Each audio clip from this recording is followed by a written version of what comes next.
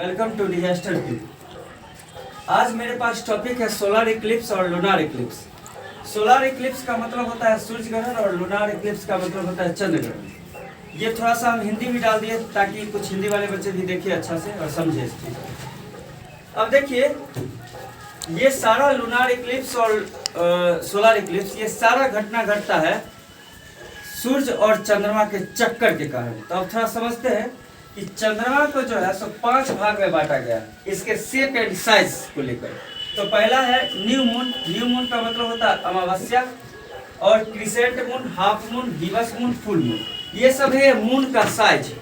Moon का size, यहाँ पे जगह की कमी के कारण हम मून का साइज आपको नहीं बता पा रहे हैं, लेकिन दूसरा वीडियो अगर आप कमेंट करेंगे तो मून का साइज भी हम बता देंगे कि कौन मून का, दिवस मून का कितना साइज होता है और हाफ मून का कितना होता है, क्रिसेंट मून का कितना होता है। लेकिन आप अंदाज भी लगा सकते हैं कि हाफ मून का फुल मून से आधा होगा, दिवस मून का उससे ज्यादा होगा, ये आप अंदाज भी लगा सकते हैं।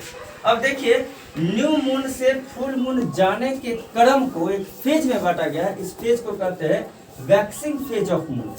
वैक्सिंग फेज ऑफ मून मतलब अगर हिंदी में बात करें तो ये होता है अमावस्या से पूर्णिमा की तरफ, अमावस्या से पूर्णिमा की तरफ। और अगर दोबारा इसको पूर्णिमा से हम लोग अमावस्या की तरफ अगर लौटेंगे, एरो का डायरेक्शन से समझ सकते हैं आप। फुल मून से अगर हम न्यू मून की तरफ आएंगे तो उसको कहते हैं वेनिंग फेज ऑफ मून। इसको कहते हैं वेनिंग फेज ऑफ मून। अब हम सोलर इक्लिप्स को थोड़ा सा अच्छा तरीका से समझते हैं, थोड़ा सा अच्छा तरीका से समझते हैं। देखिए, ये हमारा सन, ये हमारा मरकरी, ये हमारा वेनस, और ये हमारा मून, और ये हमारा अर्थ। अब देखिए, सन के सबसे नजदीक का प्लैनेट हमारा मरकरी है, उसके बाद वेनस है, उसके बाद है अर्थ। और अर्थ जो है सो सन के चारों तरफ चक्कर लगाती है, सन के चारों तरफ चक्कर लगाती है, और मून जो है सो अर्थ के चारों तरफ चक्कर लगाती है। तो ये बड़ा एरो जो हम बताए हैं, ये है अर्थ का ऑर्बिट, अर्थ का ऑर्बिट और अर्थ का डायरेक्शन, और ये जो छोटा एरो है ये मून का डायरेक्शन है। तो मून जो है हमारा, मून ऐसे रिवॉल्यूशन करते करते करते करते मून यहाँ पर आ जाती है। तो आप ये बात जान लीजिए कि सोलर इक्लिप्स तभी घटता है जब मून जो है सो अर्थ और सन के बीच में आ जाता है। ठीक है, इतना क्लियर हो गया।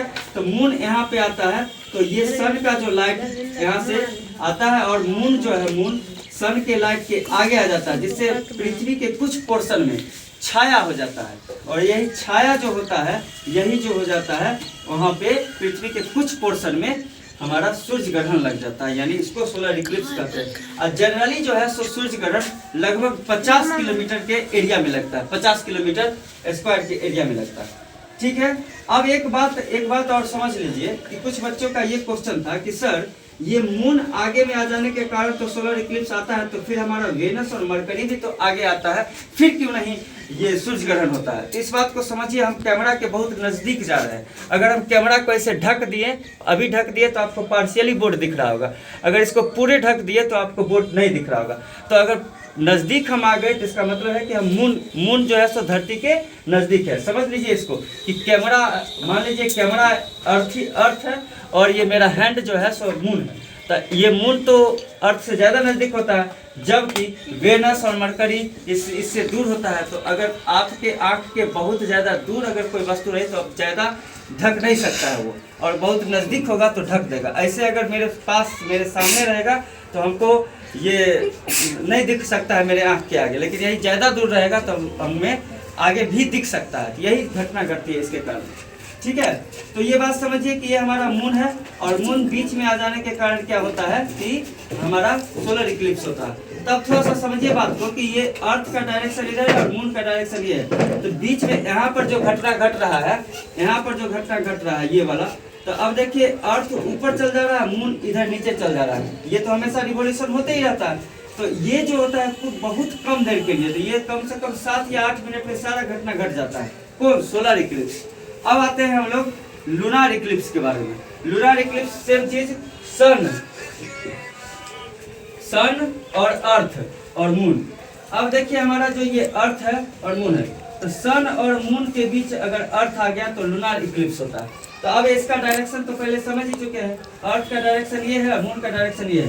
तो यहाँ देखिए अर्थ भी ऊपर जा रहा है और मून भी ऊपर जा रहा है, तो कुछ देर के लिए ये क्या होगा, साथ ही चलेगा। इसीलिए याद रखिए लूनार इक्लिप्स जो होता है सो ज्यादा देर के लिए, लगभग 3 से 4 घंटा के लिए होता है। और एक टाइड का कंसेप्ट है। टाइड का कंसेप्ट समझ लीजिए कि यहाँ पर जो अर्थ के ऊपर पानी है, मून और सन एक ही दिशा में है, तो इस पे जितना भी ग्रेविटेशन फोर्स एक ही दिशा में लगेगा, तो ग्रेविटेशन फोर्स एक ही दिशा में लगेगा, इसलिए टाइड जो होता है टाइड बड़ा आता है। किस दिन? सोलर इक्लिप्स के दिन।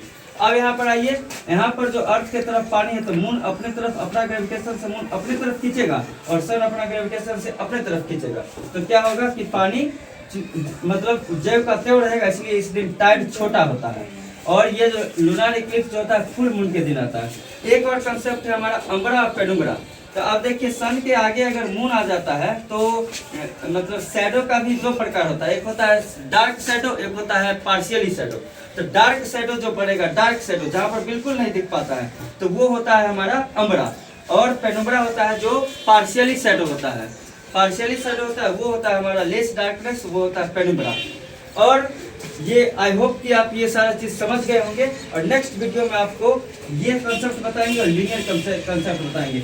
ये है सीजनीज कंसेप्ट और ये है लीनियर कंसेप्ट। ये है कि ये कंसेप्ट के बारे में हम आपको थोड़ा बता देते हैं, क्योंकि चंद्रमा और पृथ्वी के तल के बीच 5 डिग्री का गैप होता है। यही 5 डिग्री का गैप के कारण सूर्य ग्रहण कब होता है और कब नहीं होता है। तो जिस दिन लीनियर होता है उसी दिन सूर्य ग्रहण या चंद्र ग्रहण होता है। ये अगला कंसेप्ट हम आपको बताएंगे। हमसे जुड़े रहिए और इतना वीडियो देखने के लिए धन्यवाद।